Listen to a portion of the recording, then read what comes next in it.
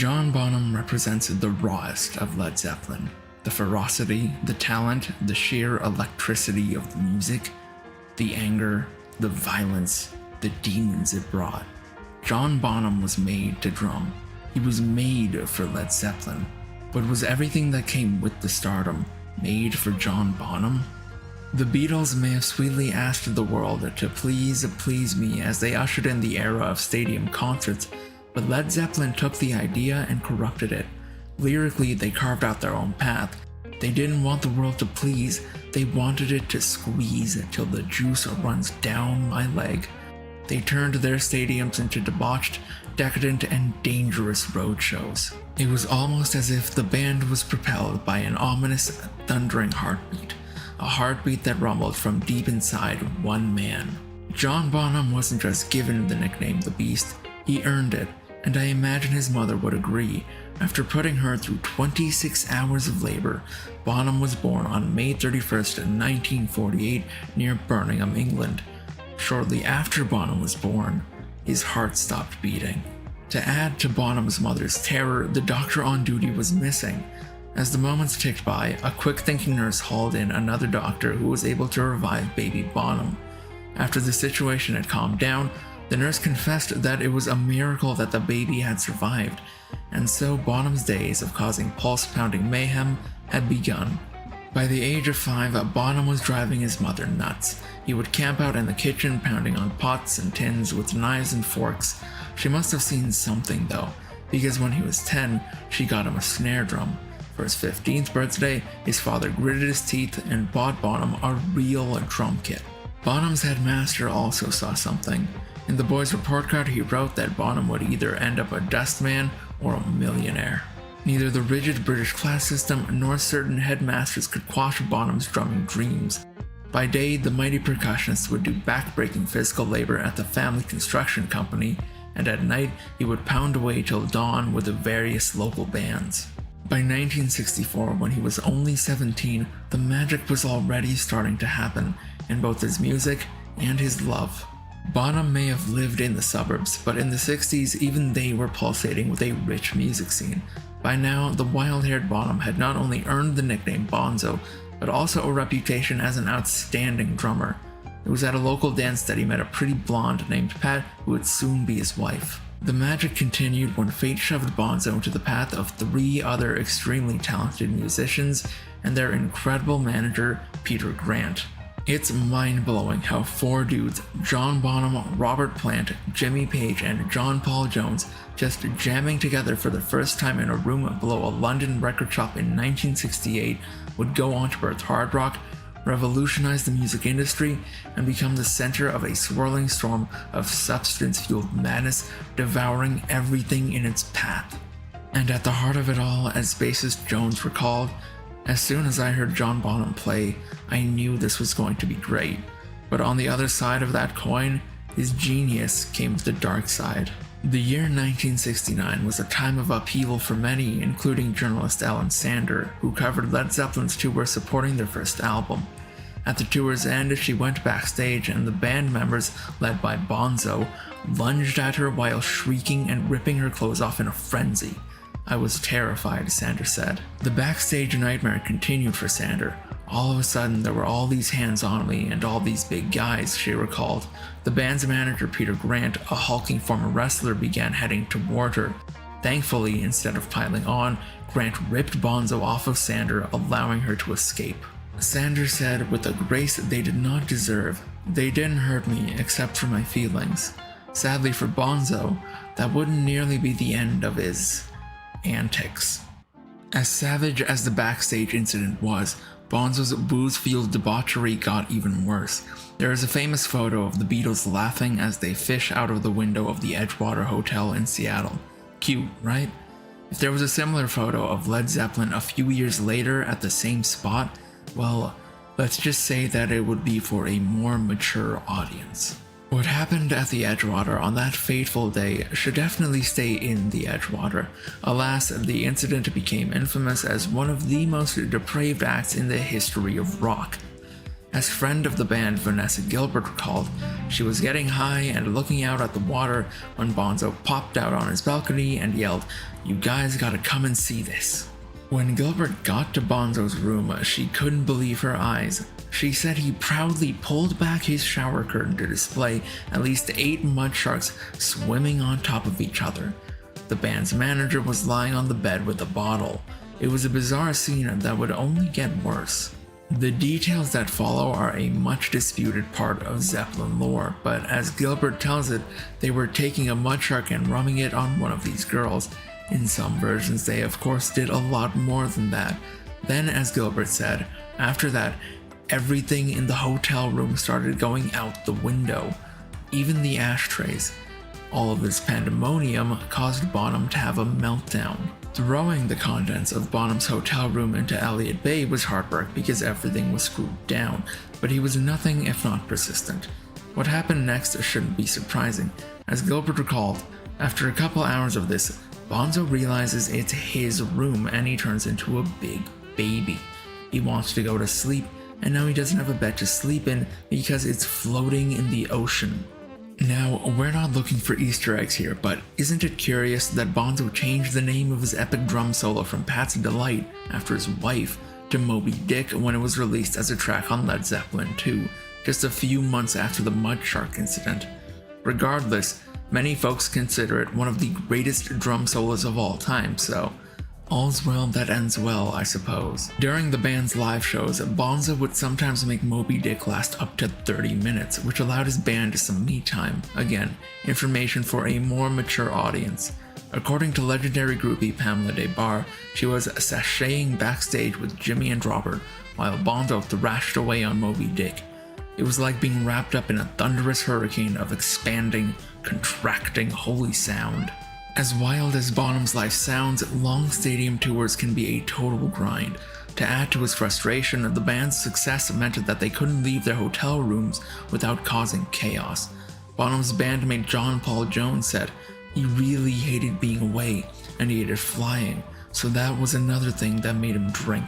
Inevitably, Bonham's self-medicating was becoming a big problem. Who needs diazepam when you can cure your fear of flying with a private jet? Obviously, the band didn't get one for that purpose, but some armchair shrink thought that letting Bonzo sit in the cockpit would be a good idea because A, it's all about control, and B, he loved cars and fast driving. Booze, aircraft, and a madman. It seems they were creating a self-inflicted wound here. Time to call Mothers Against Drunk Pilots. As bassist Jones remembers it, Bonzo suddenly realized flying was a bit like driving his car. They let him do a few moves, the plane lurched. John came out of the cockpit with a big smile on his face and he said, "That's the fastest thing I've ever driven." And when John Bonham grinned, that was rarely a good thing. You see, the band didn't just tour by air. The band upgraded to the much larger Starship. It featured a bar, a 9-meter couch, and a bedroom with a white fur bedspread. And the first time the band used the plane, who else but Bonzo caused a ruckus? Knowing Bonzo, he was likely still blitzed when he boarded the Starship looking dapper in his Clockwork Orange-inspired bowler hat. Knowing the recent past, an unsettling choice of inspiration. Shortly after takeoff, when Bonzo ambled back to use the plane's lavatory, where troubles followed even down the drain. As Bonzo entered the loo, there was a huge whoosh, and all of a sudden his hat was sucked down the toilet. Apparently, the crew had forgotten to fasten the cap on the chute that the toilets emptied from. It would almost have been funny if the sudden loss of cabin pressure wasn't so dangerous. The crew was unable to fix the problem, and everyone on board was starting to feel the lack of air pressure. However, instead of landing immediately, they decided to keep going and just keep the plane really low. They flew from Dallas to New Orleans at 8,000 feet instead of the usual 30,000. As Robert Plant recalled, "So John had lost his hat, but then we all lost our minds." Anyone who flies private should really have a classy car to match, or a dozen.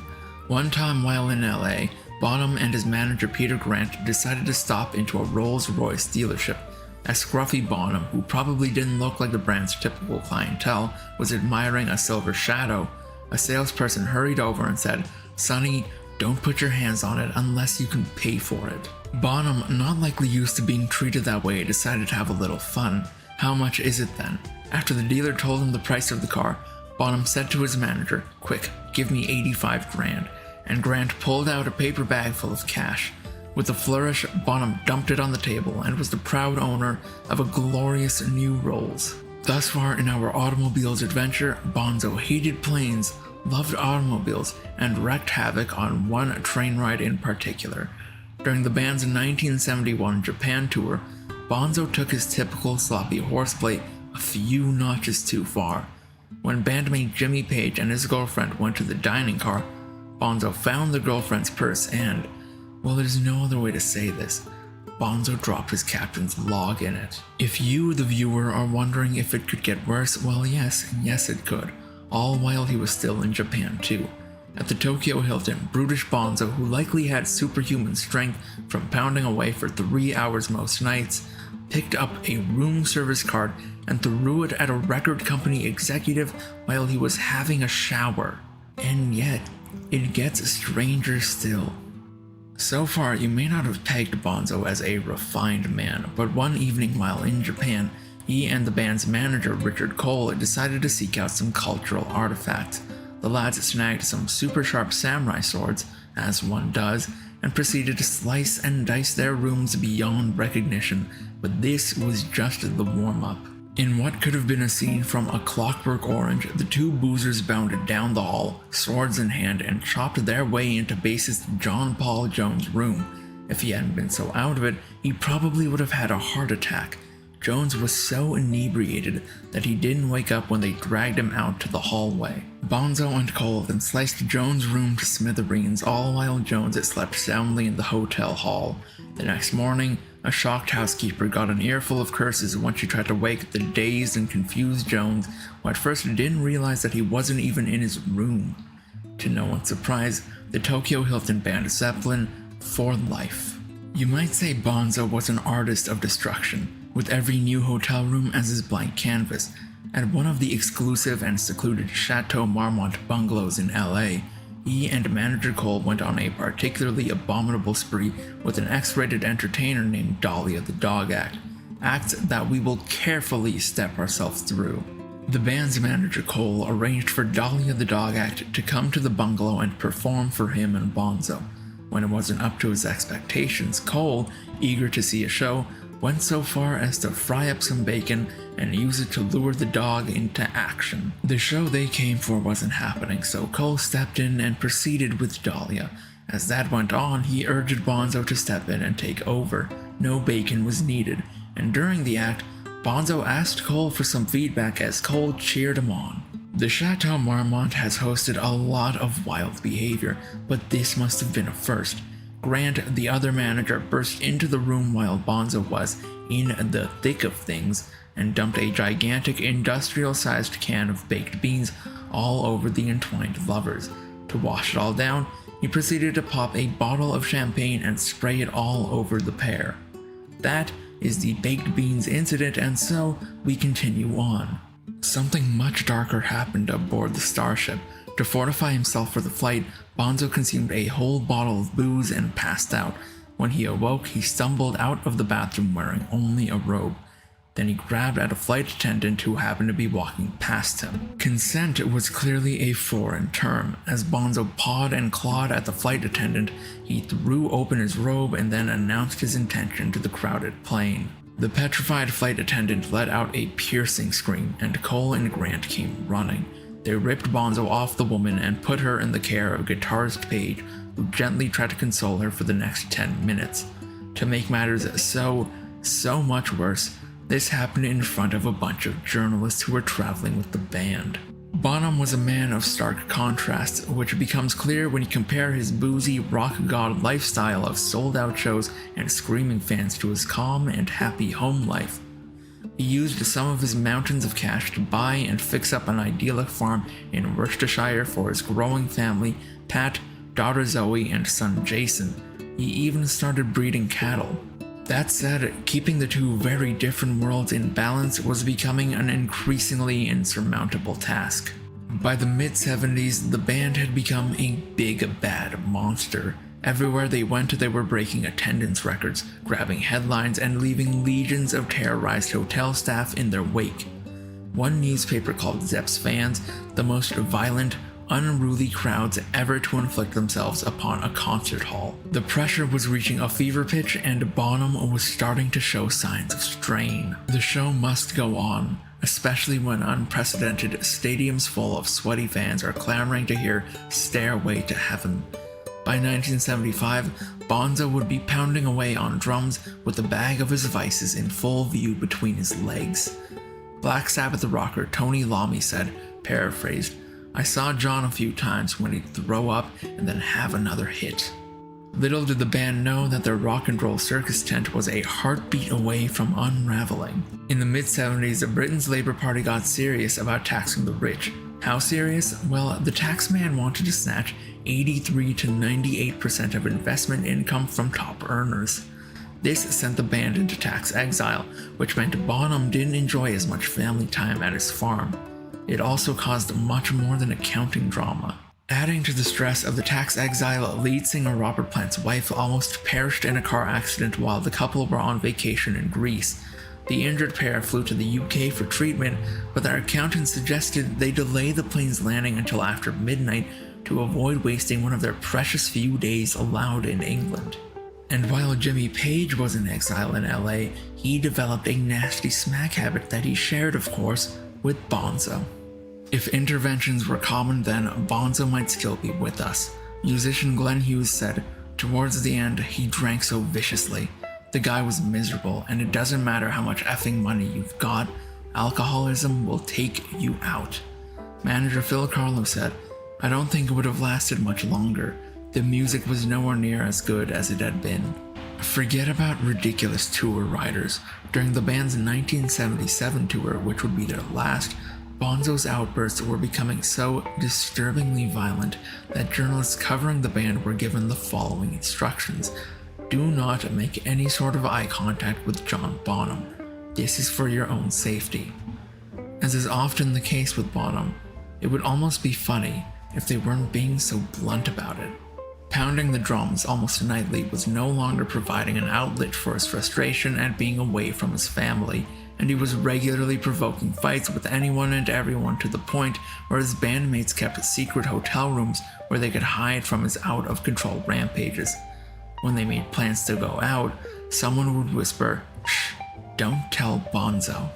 Many celebs are surrounded by yes-men, but when you're a coked-out star with anger issues who also has constant backup in the form of burly bodyguards and roadies, you start to feel invincible, and one fateful night in Oakland, that invincibility was tested.